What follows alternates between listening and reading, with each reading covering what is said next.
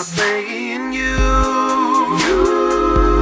Are you playing me? Are we playing for fun? Are we playing for keeps? Hey guys, Kara Sutra here. Now for today's video, I thought that we would cover a topic that I've been asked about from day one. And rather than doing an all-inclusive video for both boys and girls, I thought that I would do a separate video for the girls and a separate video for the boys, just because there's so much to cover and I don't want to run out of time. So that said, this video is going to be the personal hygiene video for the girls. The first thing that I want to make very clear to everyone, and guys, this is for you too, is that while you may associate the way a girl smells or tastes with her being clean or dirty, it actually couldn't be further from the truth. When it comes to the scent and taste and even the look of the vagina, everyone is different. Each female has her own chemistry and hormones that are going to contribute to the way that she smells and tastes. And that is regardless of how healthy she is, of how clean she is, and the lifestyle choices that she might make. I also think it's important for everyone to know that during the menstrual cycle, a female's body chemistry is going to change, and that is going to affect the way that she smells and she tastes. It's normal and it's natural. So if you've noticed, or if your partner has noticed, that throughout the month you might smell a little different or taste a little different, that might be why. And like I said, it's normal and it's natural, and it's just the way that the female body works. And lastly, for some women, no matter what they do to try and make themselves smell or taste better, it will make little or no difference at all. Again, it's natural, it's just the way that certain women's bodies personally function. Sometimes you can change things and sometimes you can't, and so long as there isn't an underlying issue like an infection, then really there isn't anything to be worried about. That said, for all of the women that have messaged me about their own personal hygiene and asking for suggestions about the way that they smell or the way that they taste, there are a number of things that you can do that will help to limit the amount of bad bacteria that's present within the vagina or around the vulva that might be responsible for the way that you smell or the way that you taste. The first thing that I'm going to suggest, simply because I think it's important to be self-aware and knowledgeable about your own health, is that if you notice a fishy, yeasty, or foul odor, or if you notice that your discharge is grayish or yellow-green in color, to go and see a doctor. And I suggest this because those all could be signs of an infection like bacterial vaginosis, a yeast infection, or of an STD. And if it is any of the above, trust me, you don't want to let it linger. Just go and see the doctor and have it taken care of. If you know that you're STD and infection-free, then these would be my suggestions for females in regard to personal hygiene and limiting the amount of bad bacteria present that could be causing a certain vaginal smell. First, don't wear clothes that don't allow your body to breathe. Synthetic materials like pantyhose or nylon, spandex, and polyester all create an environment where your body can't breathe, and therefore it will start to sweat so that it can cool down. As we all know, sweating can lead to an increase in bacteria, which can lead to an increase in smell. That said, if you limit the amount that your vajayjay sweats, you might also be able to limit the amount that it smells.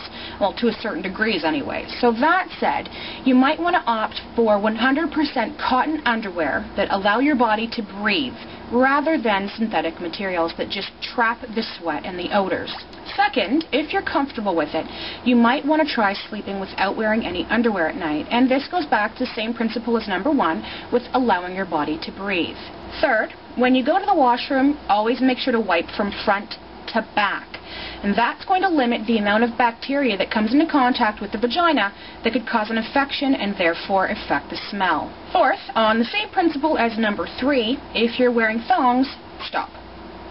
That's right, I said it, stop wearing thongs.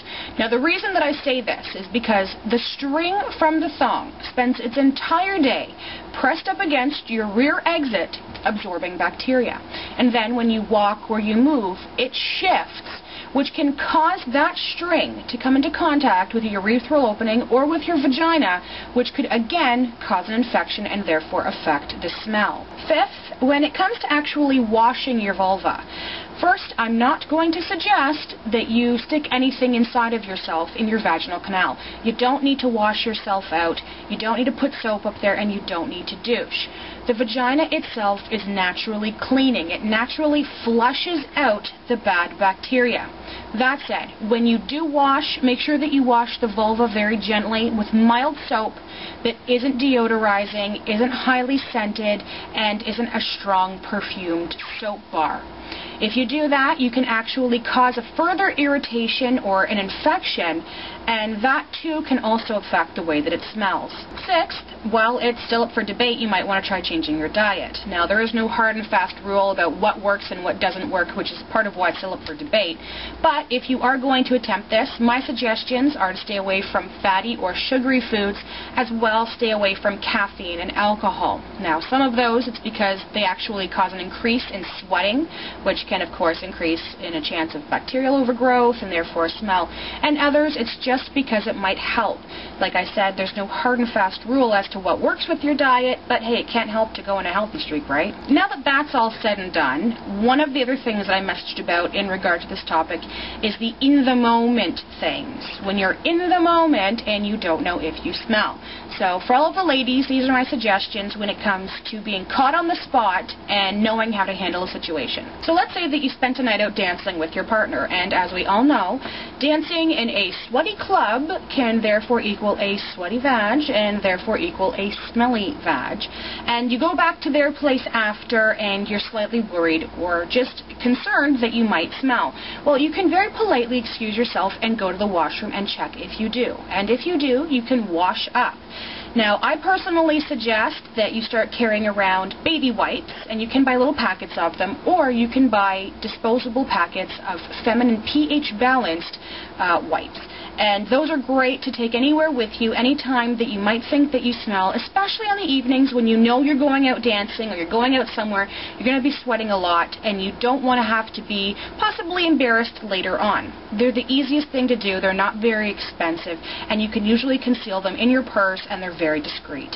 Now, as for those of you who are going to ask me, well, how do I check if I smell? Well, it's very easy. Just do a whiff test. And for those of you who don't know what I mean is simply reach down and then smell your fingers. I'm serious, and yes, I really did just say that. There's actually nothing wrong or to be embarrassed about when it comes to knowing what your body smells like. And in fact, if you ask any gynecologist, more often than not, they will tell you it's a good idea to know what your body smells like, as that's a fantastic way for you to keep in touch with yourself and to know if possibly something is wrong. Now, another suggestion is that for those of you that are comfortable with being naked in front of your partner, you can always suggest that you take a shower together and incorporate that into part of the foreplay leading up to all of the fun time in the bedroom. It's a great opportunity for you to get yourself clean and to make sure that they are clean without having to go through an embarrassing conversation about the way a person smells. Finally, if you just really don't like the way that your female partner tastes or the way that she smells, you can always opt for something like introducing a sugar-free and low-glycerin flavored lubricant.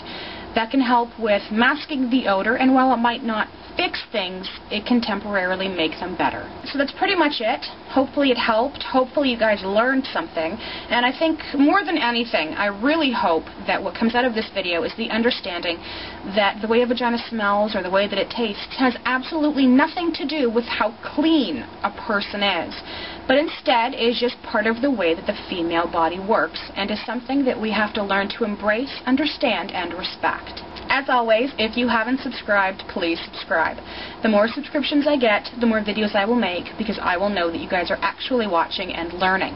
For those of you who haven't checked out my channel, I suggest that you do so. You'll find a list of videos for girls, videos for boys, as well as a playlist of product reviews.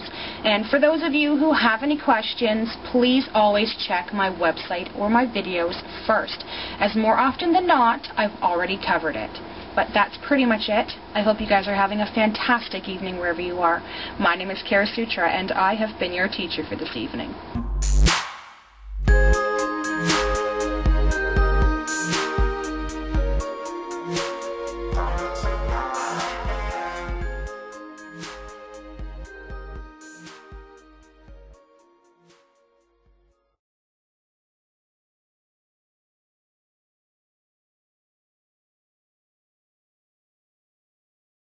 for all the guys that are going to message me asking about their girlfriends, because I already get it all the time, I already did a Q&A about it. It's on my website. I will post the link below so that you can easily find it, because more often than not your question will be answered.